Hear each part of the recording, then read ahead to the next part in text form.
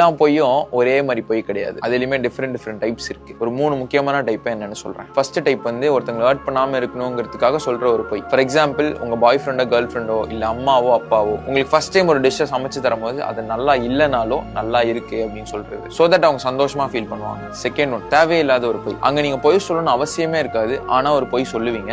ஏன்னா அது வந்து உங்களுக்கு ஒரு ஹேபிட்டா மாறி இருக்கும். ஃபார் எக்ஸாம்பிள், நம்ம ஒரு படத்தை பார்த்திருக்கவே மாட்டோம், ஆனா பார்த்துட்டோம்னு சொல்லுவோம். நம்ம ஒரு இடத்துக்கு போயிருக்கவே மாட்டோம், நாங்க போயிருக்கேன் அப்படின்னு சொல்லுவோம். அந்த பொய்யை நீங்க சொல்லலனாலும் அது உங்களை எந்த விதத்திலையும் அஃபெக்ட் பண்ணாது, ஆனாலும் அந்த பொய்யை தேவையே இல்லாம சொல்லுவீங்க. தேர்ட் டைப் வந்து இன்னொருத்தங்களோட நம்ம சுப்பீரியர்னு சொல்லி காமிச்சிக்கிறதுக்கு சொல்ற ஒரு பொய். ஃபார் எக்ஸாம்பிள், 2 பேர் ஒரு சிச்சுவேஷன்ல இருக்காங்கன்னு வச்சுக்கோங்க. அவங்க 2 பேருக்குமே அந்த சிச்சுவேஷனோட இம்பாக்ட் வந்து சேம் லெவல்ல தான் இருக்கும். பட் நம்ம அந்த இடத்துல சுப்பீரியரா காமிச்சிக்கணும்னு சொல்லிட்டு, இதெல்லாம் ஒரு விஷயமா, இதுக்கெல்லாம் ஏன் இவ்வளவு ஃபீல் பண்ற, இதெல்லாம் அவ்வளவு பெரிய விஷயம் கிடையாது, இதை நான் ரொம்ப சிம்பிளா ஹேண்டில் பண்ணிடுவேன் அப்படின்னு சொல்லிட்டு அந்த பிரச்சனை உங்களுக்கு பெருசா இருந்தாலும் அதை நீங்க சின்னதா காமிச்சுப்பீங்க, சோ தட் நீங்க சுப்பீரியரா தெரிவிங்கன்னு சொல்லிட்டு. சோ இந்த 3 டைப் ஆஃப் பொய்யை தான் மோஸ்டா எல்லாருமே அவங்க டே டு டே லைஃப்ல யூஸ் பண்ணுவாங்க. இதுல அந்த செகண்ட் அண்ட் தேர்ட் டைப் இருக்கிறவங்க உங்க லைஃப்ல இருக்காங்களான்ட்டு ஐடென்டிஃபை பண்ணி அவங்க கிட்ட கொஞ்சம் கேர்ஃபுல்லா இருக்கிறது நல்லது.